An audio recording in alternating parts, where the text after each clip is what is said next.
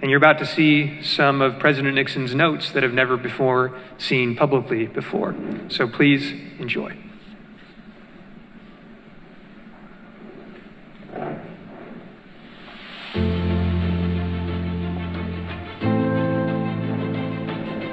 Shah Reza Pahlavi's long reign spanned 8 American presidential administrations.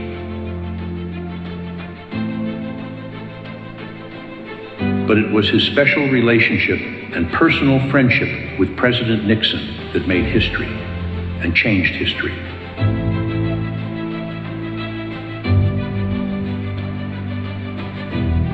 The Vice President and the Second Lady met the Shah for the first time in Tehran in December 1953. In notes he made at the time, Nixon described the Shah's quiet dignity. He was impressed by his probing, astute questions. He sensed an inner strength. He felt that he would become a strong leader. That 1953 meeting was the start of a uniquely personal relationship based on mutual respect that lasted almost 4 decades.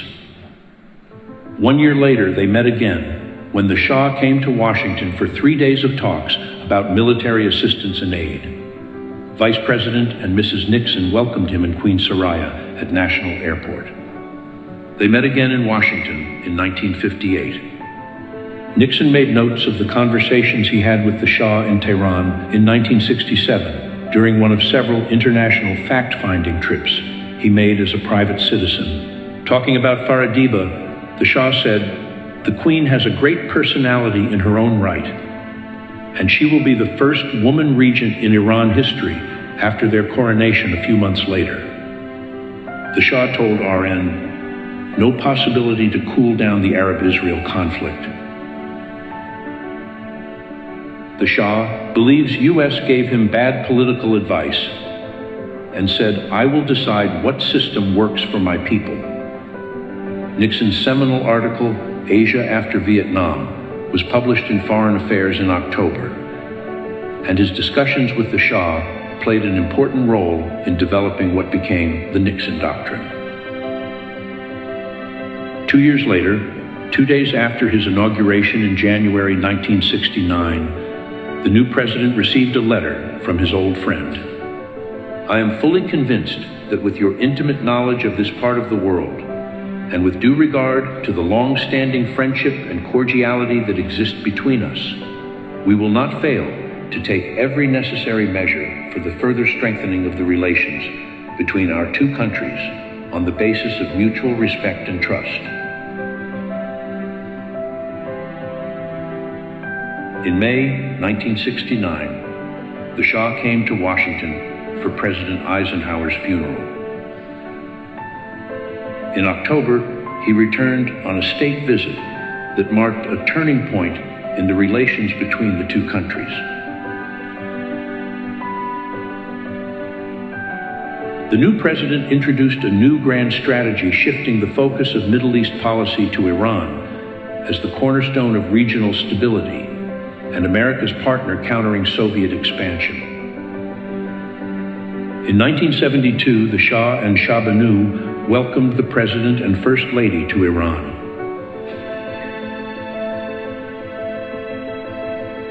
The friendship between Mrs. Nixon and the Empress deepened.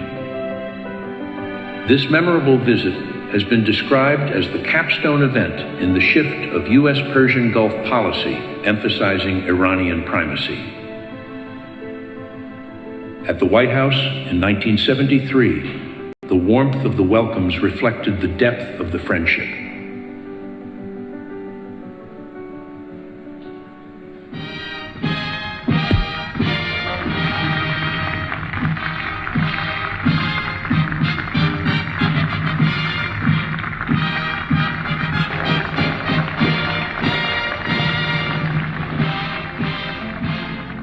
In 1979, the former president traveled to Mexico, to Cuernavaca, to confer and console with the exiled and ailing Shah.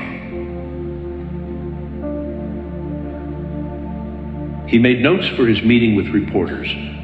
"I look forward to paying my respects to the Shah, a personal friend for over 25 years, and a friend of U.S. for over 30 years. As we see the agony of Iran, we realize the importance of standing by our friends.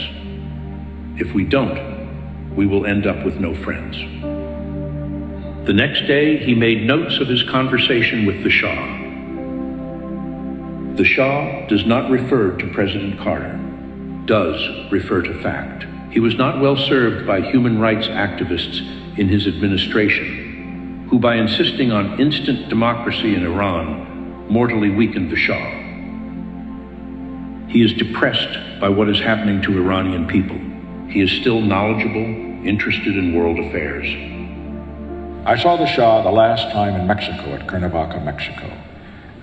He was then in the last phases of terminal cancer, although he would never admit it or talk about his own problems at all. But he was quite thin and quite pale.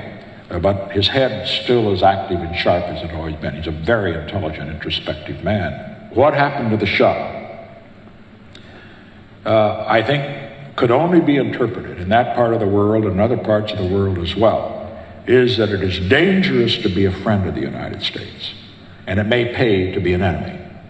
I think what we have to understand is that the Shah was the best friend of the United States in that area, in the whole Persian Gulf area, and it was Israel's only friend. The Shah, we must remember, in the 1973 war, furnished oil for our Mediterranean fleet when the other countries in the area had cut it off. And the Shah tied down the Iraqi forces by supporting the Kurds against the Iraqis so that they never got involved in the 73 war. A year later, he made a sad and lonely pilgrimage to Cairo to attend the Shah's funeral. At the airport, he gave reporters a personal and historical perspective. There's no question that the Shah leaving Iran is a tragedy, a personal tragedy for him, a tragedy for the people of Iran who now are suffering repression much greater than they had before, who have 4 million at least unemployed, runaway inflation, under a government that is not really a government, it's really a mob. All these things have happened, but also it was, in addition to being a personal tragedy for the Shah, a tragedy for the people of Iran, it was certainly a tragedy for what we call the West, because what was leadership and stability in that part of the world is now replaced by instability. The next day, he marched alongside the Shah Banu and the Crown Prince in the Shah's funeral procession through the streets of Cairo. The former president, now a private citizen, was the only American dignitary there. Several years later, he recalled that day and spoke about his friend. When I was there, I was the only dignitary of any rank who came to the Shah's funeral, because here the Shah, who before everybody was bowing and scraping before him, the heads of state and government and so forth, because he was rich and powerful and so forth, and now they all avoided him because he was out of power. And I never forgot that as I was standing there in the big tent where all the VIPs, usually ambassadorial level, not head of state level, were standing, Sadat came walking in, resplendent in his uniform, general's uniform. He saw me, his eyes lit up, and he walked over, held both hands out, and he said, "How good of you to come, how good of you to come."